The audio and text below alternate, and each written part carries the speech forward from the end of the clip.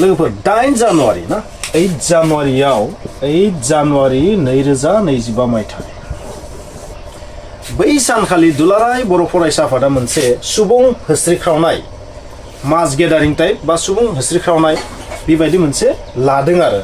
माने बेखौ सोमावसारनायखौनो आं बुंबाय सुबुं होस्रिख्रावनाय मोनसे सोमावसारनाय लादों आरो बे सोमावसारनायनि जि मेन अबजेक्टिभखौ दिपेन बर' बिथाङा मोनसे बाथ्रा बुंदों 10टा पॉइंट बिनि मोननैसो पॉइंटखौ बिथांमोननो नोंथांमोना उनाव बिथाङा मा बुंदों बेखौ होगासिनो थादों आं बेवहाय बांद्राय बाथ्रा बुङा आं बेवहाय आं मानो बे भिडिअखौ लाबोदों बेनि मेन उद्देश्यखौ नोंथांमोना 2-3 मिनिटनि उनाव बुंगासिनो दङ बै 10टा पॉइंटआ जाहैबाय मा नोंथांमोना बुजिखाबाय जि BTR गोजोन गोरोबथा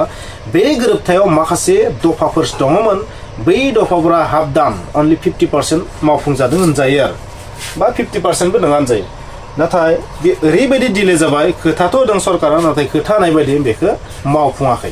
NDFBनि जेंनायाथ' बुंनो थाङोबा NDFBनि जेंनाखौ आं जोबदों ना माब्ला बुङा जेब्लासिम रन्जन दैमारि आरो जायफोरा माने CBI केस NIA केस नांनानै दङ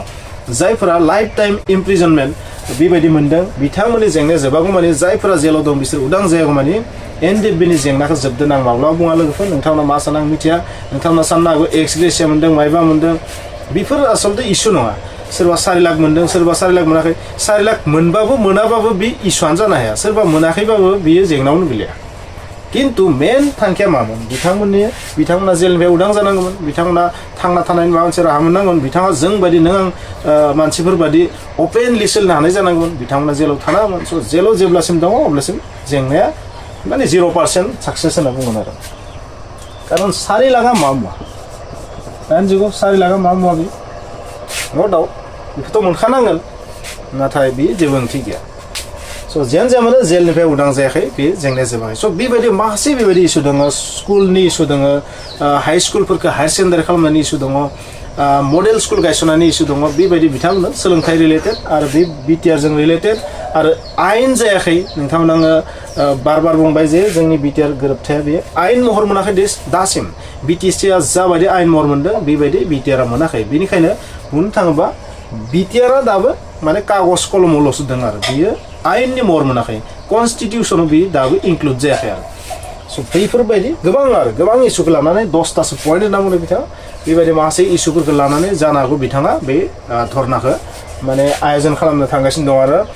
दा आंनि बुंनो गोनां जाहैबाय जेब्ला BTR मोनाखैमोन BTC BSc मोननायनि उनावबो जोंनि बर' मानसिफ्रा मामोन बहुद माने खौसे ज' जानानै मास गेदारिं खालामदोंमोन सुबुं गौथुम जानानै दिन्थिदोंमोन प्रटेस्ट खालामदोंमोन रेल लामा होबथादोंमोन मटर लामा होबथादोंमोन माने साइकेल रेलि बाइक रेलि बेबायदि लादोंमोन स' गोबां रोखोमनि बेबायदि ज' माने फंसे राव बुंबानो प्रमद बर' बिथाङा फंसे राव बुंबानो गासै मानसिफ्रा लोब फैयोमोन ज' बर' जातिनि थैनाय थांनायखौ बासायनो थाखाय माने थैनायखौ बासायनो थाखाय थांनायखौ आरोबाव जौगाबोनो थाखाय माने बेबायदि गौथुमफोरा जमा जानानै बिग्रायबोदोंमोन गोबां समाव डेम'क्रेटिक बिग्रायनाय होनना बुङो नाथाय दा बाथ्राया जाहैबाय दानि जि समाजारि जि मानसिफोरनि साननाय हनाय माखासे खलबनि मानसिफोरा बयबोथ' नङा जानो हागौ माखासे खलबनि मानसिफोरनि साननायाव ब्रेनाव मोनसे गेलेगासिनो थादों मा UPPआथ' पलिटिकेल पार्टि जाबाय ABSUखौथ' पाब्लिकफोरा एसे गाज्रि मोननाय बायदि मोनसे कन्डिसनखौ नुयो आरो गेजेर नाथाय बेबायदि मोननाया जोंनि हारिनि सबसे गिदिर ब्लान्डार जागोन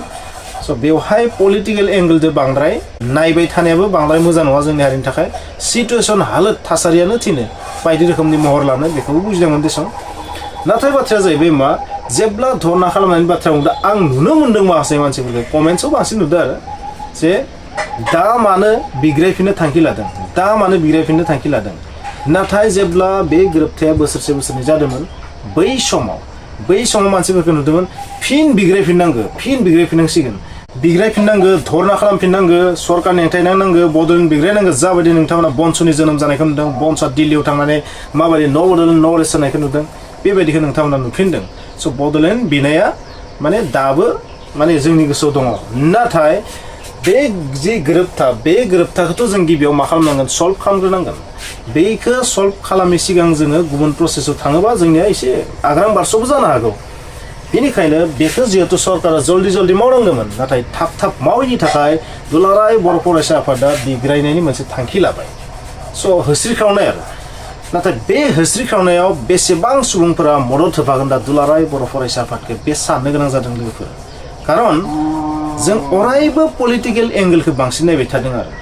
गोबानो बेवहाय पलिटिक्सबो दिहुनगोन 2025 इलेक्शननि पलिटिक्सनि मोनसे इस्यु बायदिसिना बेबायदिबो दिहुनगोन आरो नाथाय जियानो जाया मानो दिनै बिथांमोना बेवहाय मोनसे बिग्रायनायनि टारगेट लादों बर' हारिनि मोजांनि थाखायनो बेवहायबो जुदि नोंथाङा जुदि बुंनानै थायोबा आन्दाजि थायोबा दासो मोनदों मानो थगायजाखो बायदिसिना बेबायदि बुंगोन आरो नाथाय बिखौ बुंनायनि सम ना बेबादि जि बिग्रायनाय माने हिस्ट्रिख्रावनाय बेवहाय मदद होनायनि सम मोनसे समावथ' बेबायदि हिस्ट्रिख्रावनाय मदद होयोमोन दा माने राजखान्थि नोजोरजों नायै माने गावदि माने दुलाराय बर' फरायसा आफादखौ हामा मोननो गाज्रि मोननो सोलोंलांबाय बेखौ हमदांनो हागोन ना बे साननो गोनां जादों बेसेबां सुबुङा बेवहाय ओंखारगोन बै सानखालि बेसेबां सुबुंनि कमेन्ट्सआ मा रोखोमनि जागोन बेखौसो आं नायनो नेबाय आरो दा मानो थगायजाखो हिमन्तजों दा मानो बिजेपिजों थगायजाखो बायदिसिना कमेन्ट्स लिरगोन आरो मानसिफ्रा बेबायदि लिरोबा नोंथाङा सानखा नोंथाङा बर' हारिखौ नायनो बानायखौ सोलोंबाय नोंथांनि माइन्डसेटआ अनलि पलिटिक्सल' जाबायना नोंथाङा मिथिखाब्लानो खारन बेबायदि बिग्रायनाया सापर्ट होनाया दरकार मानोना बे जाबाय मा बेयो पलिटिक्स थ' पलिटिक्स बेबायदि बिग्रायनायाथ' मोनसे रोखोमनि राजखान्थियानो सरकारनि हेंथायै मानसि बुंनायाबोथ' मोनसे पलिटिक्सआनो नङा होमबा नाथाय बेबायदि बिग्रायनायखौ जोङो खालामनांगोन अरायबो सापर्ट होनांगोन जायानो बिग्राया मानोना जोङो दिनैसिम जेबो ओरैनो मोनफेराखै बर' हारिया माबा मोनसे बिनानैसो मोनदों आरो बियालासिनो जों जेबो मोनफेराखै स' बेबायदि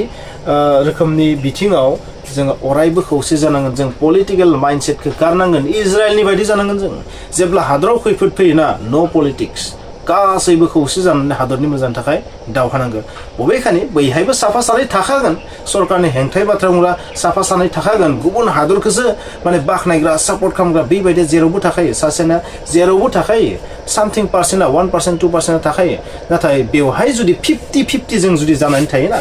अब्ला जों बेवहाय फेलार जागोन लोगोफोर नोंथाङा जुदि बेखौ पलिटिकेल एंगलजोंनो जुदि नायबाय थायोबा बेबायदिखौ अब्ला नोंथाङा मिथिखाबाय नोंथाङा आसलि पलिटिक्सआव हाबबाय स' बेबादि दिनै जों बेबादि सरकारनि हेंथायै जुदि गसंथिनो हानायाव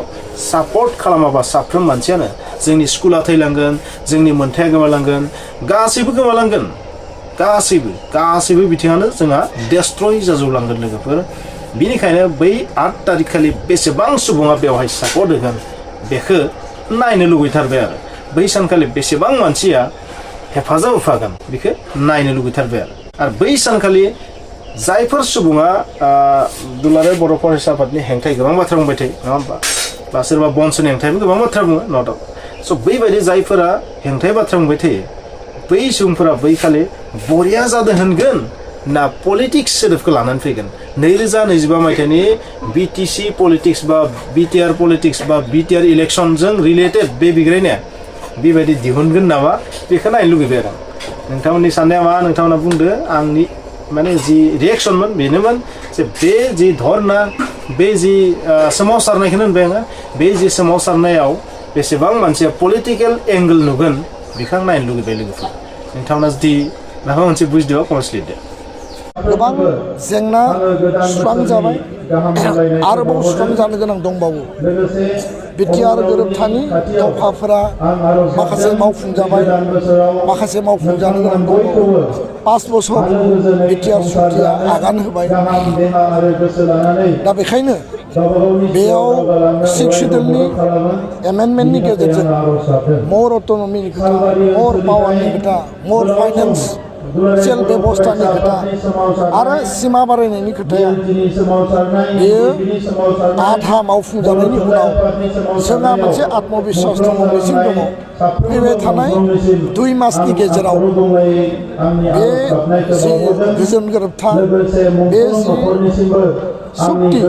बेयो मोनसे गोजौ मर्यादा मोनगोन आरो बेनि गेजेरजों बिटिआरआ पावारफुल जागोन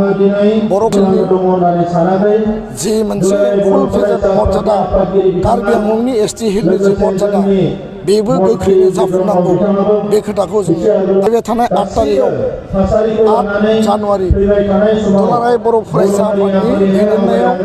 गासै आसाम नाङै डिस्ट्रिक्ट वाइज सिट-इन डेमनस्ट्रेसन सुबुं होस्रिखावनाय हाबाफारि एक फैगोन बेयाव समस्तिनि फिगारा फैगोन समस्तिनि नाम्बारा फैगोन आरो बे नाम्बारा आयेननि महराव मोननायनि उनाव बेनि डिलिमिटेसना जागोन आरो डिलिमिटेसन जानाय लोगो लोगोनो बे डिलिमिटेसननि आधाराव जेरै दा पन्सायत डिलिमिटेसन जाबाय एसेम्बलि बा पार्लियामेन्टनि डिलिमिटेसन जाबाय सेम प्रक्रियायाव डिलिमिटेसननि उनाव बिसायख'थिखौ जोङो बेयाव खुंनो हागोन दा बेखायनो बे मेटार अफ टाइम आरो फार्स्ट बेनि थाखाय आयेननि मर्यादा मोननांगोन आं बुंनो नागिरनाया जे 8 तारिखआव सोलोंथाइनि दाबिफोरखौ लानानै सिडिन डेमनस्ट्रेसन जों हाबाफारि लादों गोख्रोङै जों सोमावसारगोन आसाम सरकारखौ जोङो दाबि दैखांदों बिथांमोना प्रतिश्रुति होदों प्रतिश्रुतिया डिले जादों बिथांमोना मावा होनना बुङाखै जानाय नङा होनना बुङाखै खिन्थु जि प्रतिश्रुति होदों बे टाइमनि जायाखै बेखायनो जोंनि आसाम जुडिसियेल सार्भिसाव बर' साबजेक्ट सोनाय बर' लेंगुवेज सिटेटआव बर' लेंगुवेज सोनाय 101 बर' मिडियामनि हायार सेकेन्डारि थिसननाय 35 मडेल हाई स्कुल गायसननाय टिचार एपइन्टमेन्ट स्कुल प्रभिन्सियेलाइजेसन गासै मोन 15 दाबिखौ लानानै जोंनि धरनाया